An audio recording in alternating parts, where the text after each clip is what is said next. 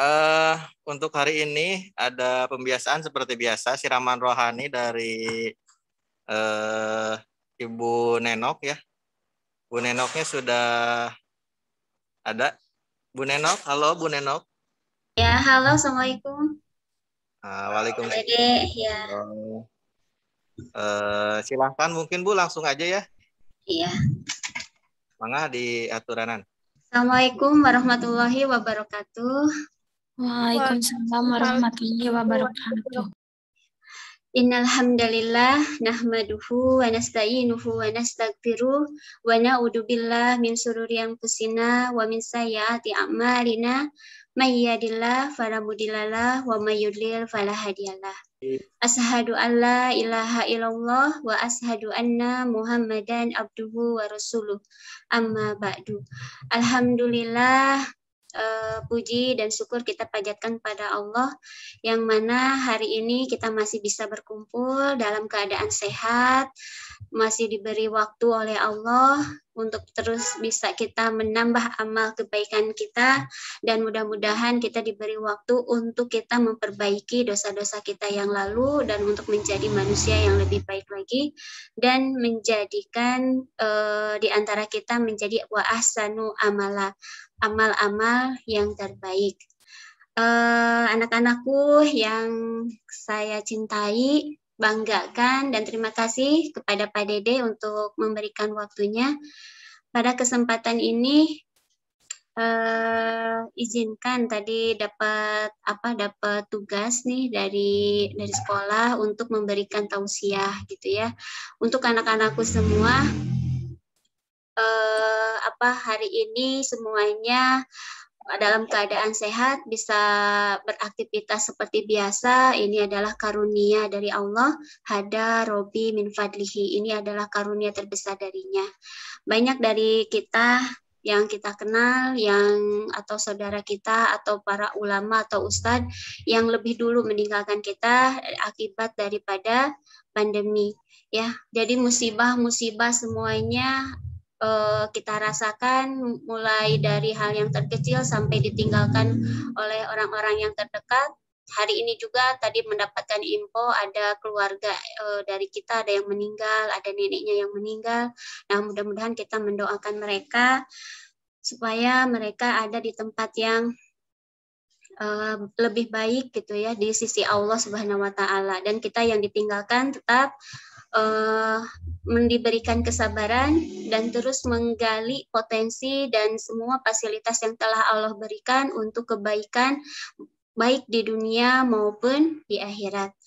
Anak-anakku sekalian yang Ibu cintai, dari musibah-musibah yang datang kepada kita, tentunya kita menandakan bahwa kita itu lemah, bahwa kita itu tidak ada yang berhak kita sombongkan, bahwa kita itu membutuhkan sesuatu atau kemahabesaran Allah, bahwa kita tidak bisa mengandalkan dari usaha kita gitu ya.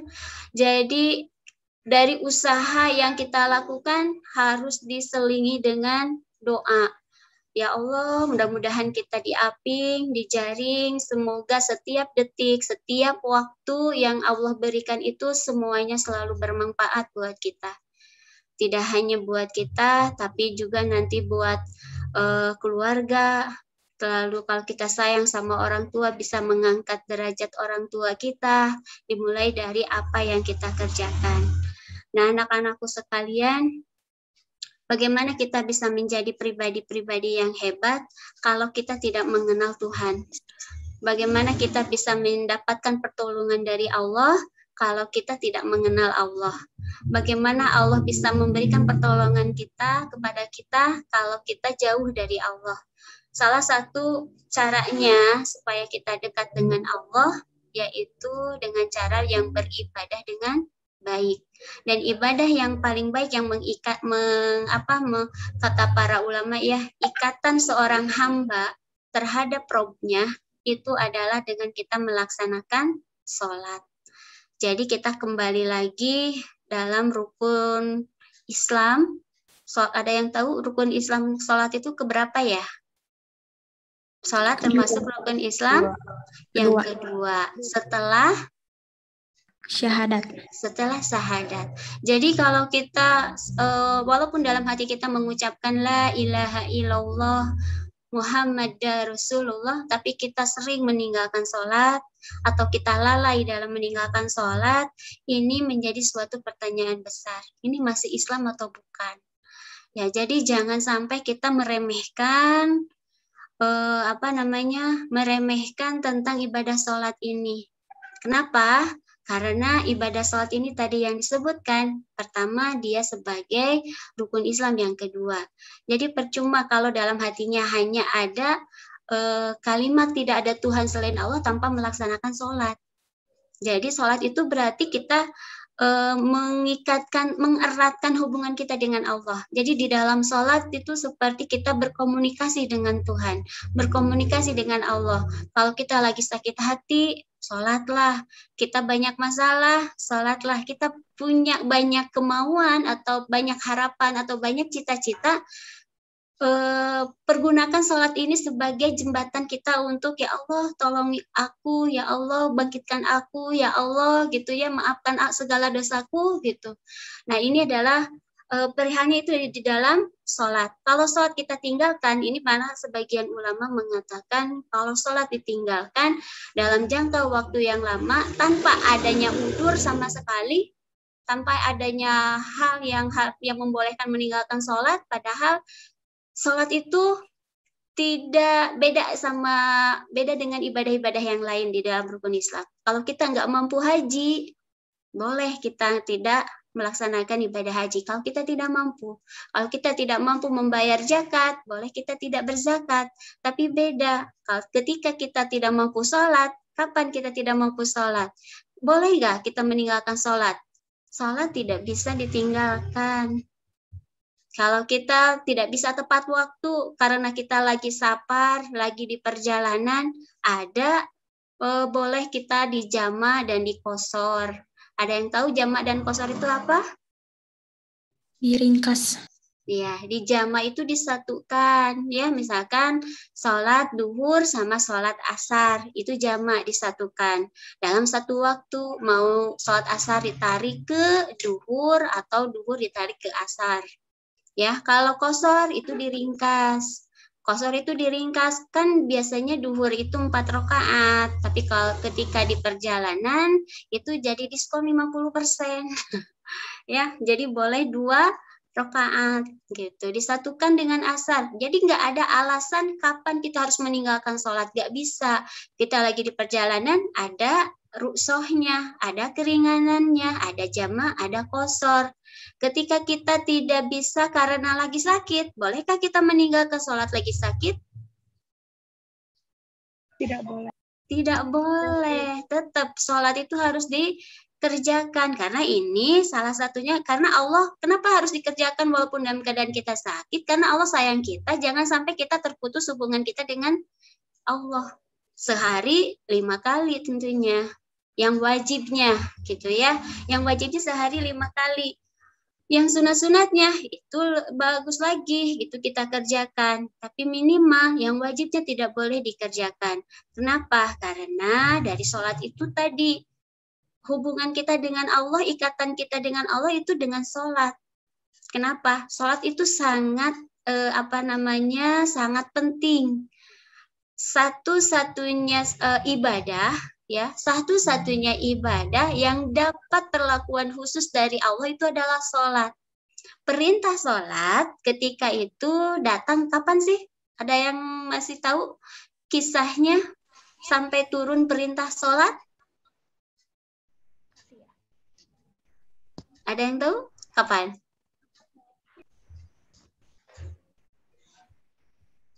Perintahnya sholat itu di Allah mengundang khusus Rasulullah, ya, mengundang khusus Rasulullah langsung datang ke Sidratul Muntaha ketika Isra Mi'raj. Kalau ibadah-ibadah lain Allah perintahkannya lewat pesanannya malaikat Jibril. Jadi berpesan pada malaikat Jibril lalu disampaikan kepada Rasulullah itu ketika ada di dunia. Tapi sholat langsung, Rasulullah diangkat ke Sidratul Muntaha, bertemu dengan Allah langsung, diperlihatkan surga dan neraka di sana, dan mendapatkan perintah sholat. Artinya perintah sholat ini adalah sesuatu yang istimewa. Malah sebagian para ulama mengatakan kalau ini ada seorang muslim yang berani meninggalkan sholat, ya, dalam jangka keadaan waktu yang lama, dia bisa disebut orang yang murtad. Tahu murtad itu apa? Keluar dari agama Islam. Iya. Malahan walaupun itu tidak semua ulama, tapi ini menandakan bahwa sholat itu sangat penting. Tidak boleh kita anggap sepelekan.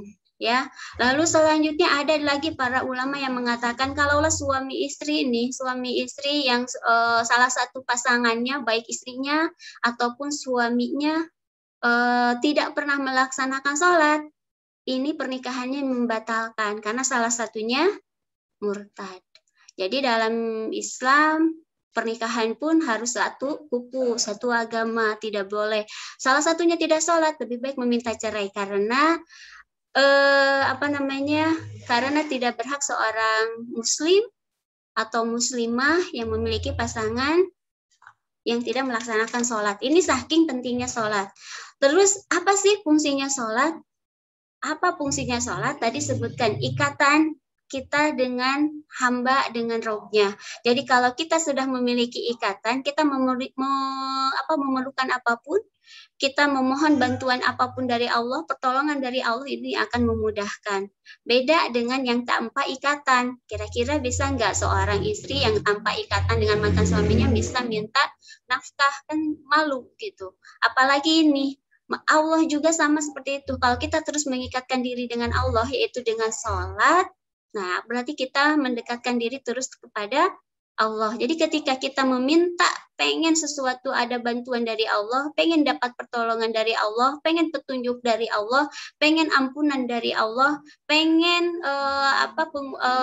nanti kita ketemu dengan Allah lalu disebut nanti di akhirat dengan jiwa-jiwa yang tenang. Ya ayat Tuhan nafsul mutmainnah irji'i ila rabbiki radiyatan mardiyah. Wahai jiwa-jiwa yang tenang, ayo sini pulanglah kembali ke pangkuanku. Itu kata Allah. Kita disambut dengan kalimat ini. Fadhuli fi ibadi wadhuli fi jannati, dan masuklah ke dalam golongan hamba-hambaku dan masuklah ke dalam surgaku. Nah, ini berarti dengan sholat kita bisa meminta apapun terhadap Allah, karena kita pasti membutuhkan pertolongan Allah. Kita bukan siapa-siapa tanpa bantuan Allah, karena suatu hari kita juga akan kembali pada Allah. Nah, ini ada satu kisah, ya, ada seorang dari sholat ini, ada satu kisah yang namanya ada yang ini udah pada yang Ibu sering sebutkan karena layak untuk kita kagumi gitu ya, masih pemuda. Nah, jadi waktu itu Rasulullah lagi berperang, lalu ada para sahabat yang mengatakan, wahai Rasulullah, kira-kira kota mana yang akan ditaklukkan duluan? Ya, lagi waktu itu perang Khandaq, lalu Rasulullah mengucapkan dalam satu hadisnya yang terkenal, yang akan kita taklukkan adalah Konstantinia, atau yang kita sering disebut dengan Konstantinopel. Lalu siapa yang bisa menaklukkannya? Amiruha wajaiduha, khair amiruha wajaiduha, ya. Amir yang terbaik atau pemimpin yang terbaik dan pasukan yang terbaik. Nah, 800 tahun kemudian masih ada yang percaya bahwa Rasulullah tidak mungkin bohong. Ya, pasti Konstantin bisa ditaklukkan. Sebelum itu masih banyak yang pengen membuktikan kebenaran yang hadis-hadis dari Rasul. Abu Ayyub Al-Ansari menaklukkan Konstantinopel tapi tidak berhasil. Muawiyah pengen menaklukkan Konstantinopel tapi juga tidak berhasil. Mujahid, siapa lagi? Kakeknya, bapaknya Muhammad Al-Fatih juga mencoba untuk menaklukkan Konstantin, tapi tidak berhasil. Bisa ditaklukkan oleh siapa? Ini yang keren. Bisa ditaklukkan oleh pemuda. Pemuda yang masih 21 tahun bisa menaklukkan Konstantinopel. 800 tahun setelah Rasulullah mengucapkan hadis ini, mengeluarkan hadis ini, ada yang masih percaya bahwa Rasulullah nggak pernah bohong. Ternyata Konstantin bisa ditaklukkan oleh pemuda yang baru berusia 21 tahun. Ketika ditanya dan para ahli sejarah mengungkapkan apa sih rahasianya, ya, apa sih rahasianya kok bisa pemuda 21 tahun bisa menaklukkan Konstantinopel, dan bagaimana dia bisa menjadi pemimpin yang terbaik yang disebutkan Rasul di hadis itu, dan bagaimana dia memiliki pasukan yang terbaik di hadis Rasul itu. Ternyata yang ditanyakan apa alasannya, kok bisa, apa rahasianya gitu ya, apa rahasianya yang dimiliki Muhammad Al-Fatih ini ketika dia melakukan sholat pertama kali di Hagia Sophia, ya, yang dulunya asalnya gereja, lalu dikeluarkan semua yang tidak perlu dan dibikin menjadi satu masjid dan berkumandang azan di situ. Lalu ditanyakan kepada para pasukannya yang berhak menjadi imam di sini adalah yang terbaik di antara kita. Apa yang ditanyakan oleh Muhammad Al-Fatih? Siapa yang mulai dari jangankan sholat rawati, sholat pardunya ya, sholat pardunya itu pasti semuanya melaksanakan. Yang ditanyakan sholat sunatnya, siapa di antara kita, di antara semua yang berhak menjadi imam nih, yang tidak pernah meninggalkan sholat tahajud dimulai dari masa baligh sampai sekarang? Para pasukannya sama termasuk Muhammad Al-Fatih semuanya berdiri. Artinya pasukannya nggak pernah meninggalkan sholat tahajud. Walaupun dalam keadaan perang. Nah, lalu nggak mungkin dong semuanya jadi imam. Nah, lalu ditanya lagi, siapa di antara semuanya yang nggak pernah meninggalkan sholat rawatib, ya, sholat sunat rawatib dimulai dari balik sampai sekarang? Lalu semuanya pada duduk, yang tertinggal hanya Muhammad Al-Fatih. Jadi Muhammad Al-Fatih rahasianya salah satunya tidak pernah meninggalkan sholat tahajud, tidak pernah meninggalkan sholat sunat rawatib. Ada yang tahu sholat sunat rawatib itu yang gimana? Ada yang tahu nggak sholat sunat rawatib? Sholat sunat yang membarengi dengan sholat fardu, sholat wajib. Jadi ada qobla, ada ba'da. Misalkan sholat subuh, ada qobla subuh enggak? Ada. Jadi 2 rakaat sebelum sholat subuh. Nah ini enggak pernah ditinggalkan, termasuk Rasulullah. Rasulullah juga enggak pernah meninggalkan salah satu sunat ini. Walaupun dalam keadaan bepergian, walaupun dalam perjalanan, sholat qobla subuh nggak pernah ditinggalkan. Kenapa? Karena pahalanya luar biasa. Rugi kalau tidak dikerjakan. Pahalanya apa? Kata Rasulullah, pahala pelaksana orang yang melaksanakan sholat subuh, ya, qobla subuh, 2 rakaat sebelum subuh, pahalanya itu lebih baik daripada dunia dan seisinya.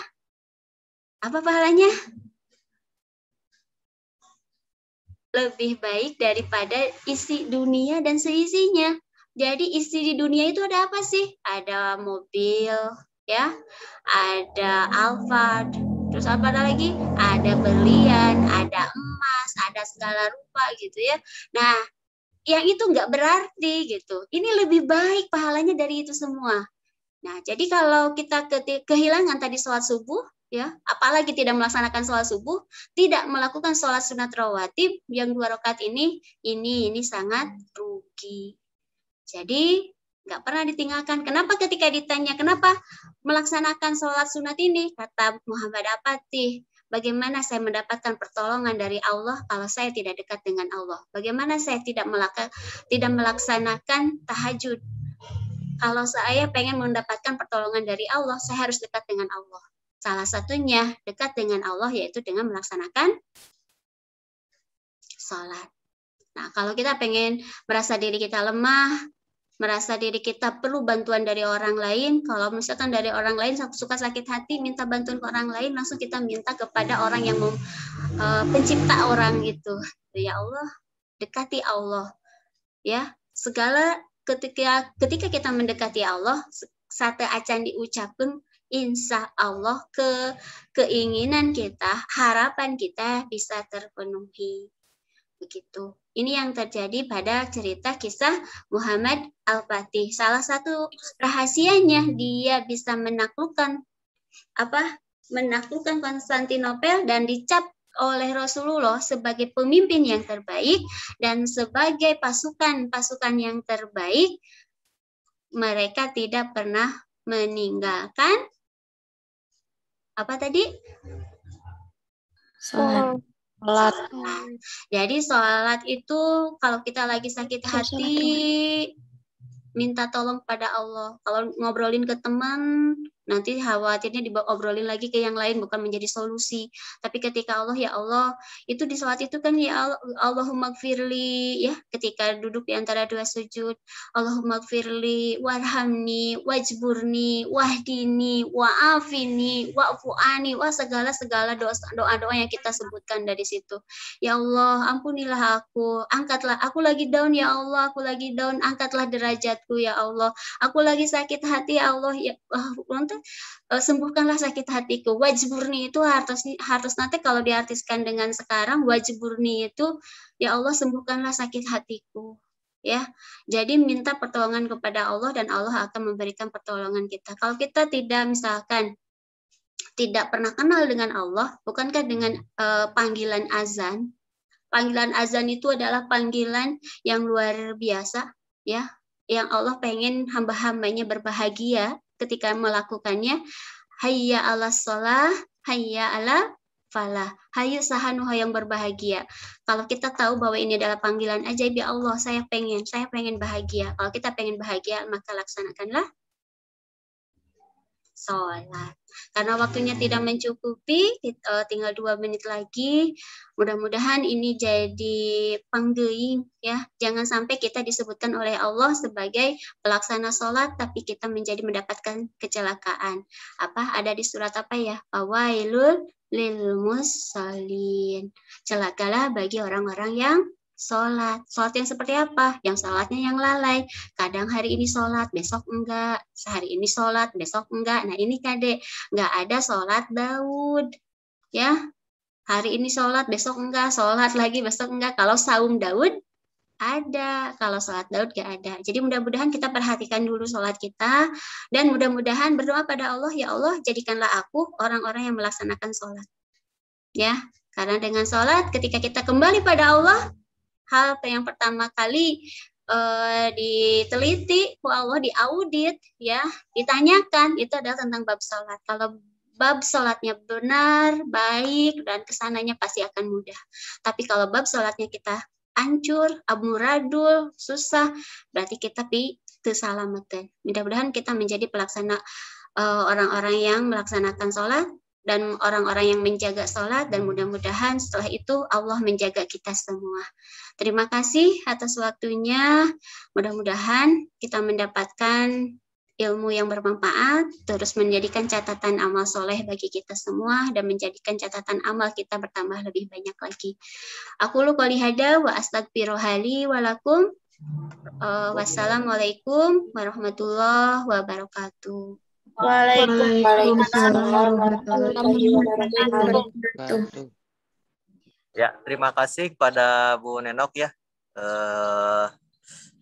Sangat bermanfaat sekali ya. Terus ya, ini untuk mengingatkan kita semua bahwa yang beragama Islam cirina kudu sholat gitu ya. Anu teu sholat kudu dipertanyakan eta Islam atau lain gitu ya. Nah, itu. Terus untuk hari ini silahkan beraktivitas seperti biasa. Yang berada di sekolah silahkan ikuti terus protokol kesehatan, jangan sampai lengah. karena kita masih dalam masa pandemi ya. Yang di rumah juga silahkan, tugas-tugasnya di rumah silahkan dikerjakan. Jangan sampai nanti ditumpuk tugasnya ya. Itu saja mungkin dari Bapak. Bu Nenok masih ada? Oh, masih ada. Dijoin. Mungkin ditutup sama doa, Bu. Mangga. Iya. Rabbana atina fid dunya hasanah wa fil akhirati hasanah wa qina adzabannar. Aqulu qouli hada wa astaghfiruha li wa lakum. Ya Allah, jadikanlah kami orang-orang Islam yang selalu senantiasa bersujud kepada Engkau, dan matikanlah kami dalam keadaan Muslim. Dan kami meminta kepadamu ya Allah, berikanlah keberkahan dalam waktu usia yang Engkau berikan pada kami, dan berikanlah keberkahan kepada orang-orang tua kami, berikanlah keberkahan kepada guru-guru kami, dan berikanlah semua kebaikan-kebaikan kepada orang yang telah berbuat baik kepada kami. Ya Allah, ya Tuhan kami, aku minta kepada Engkau kematian yang husnul khatimah di akhir ending kehidupan kami. Ya Allah, jangan Engkau jadikan kami ya kaum-kaum yang Engkau murkai, tapi jadikanlah kami, golongkanlah kami kepada golongan yang Engkau beri nikmat. Ya Allah, ya Tuhan kami, sayangilah kami, bimbinglah kami, ampunilah dosa-dosa kami, dan temukanlah kami bersama Rasulullah di surga yang sama, bisa berjumpa dengan Engkau dan menjadikan diri-diri kami menjadi bermanfaat bagi semua orang. Jangan biarkan kami dipermalukan di hadapan orang-orang banyak dan mendapatkan kehinaan yang banyak. Ya Allah, ampuni dosa kami, bimbing kami, ampuni segala dosa orang tua kami. Ya Allah, ya Rahman, ya Rahim, Engkau yang Maha Pengasih, Engkau yang Maha Penyayang, dan Engkau yang Maha Pengabul doa. Kabulkanlah, perkenankanlah doa kami semua. Amin, ya Rabbal Alamin. Assalamualaikum warahmatullahi wabarakatuh. Waalaikumsalam warahmatullahi wabarakatuh.